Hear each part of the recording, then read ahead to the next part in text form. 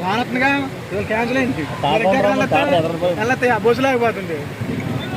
వానత్తుందండి అసలు వాకి వెళ్ళట్లేదని చెప్పిన వాన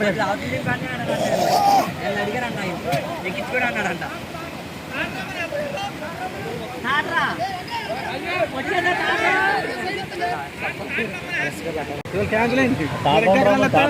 వెళ్ళతాయి ఆ బస్సు లేకపోతుంది. వానత్తుందండి అసలు వాకి వెళ్ళట్లేదని చెప్పిన వాన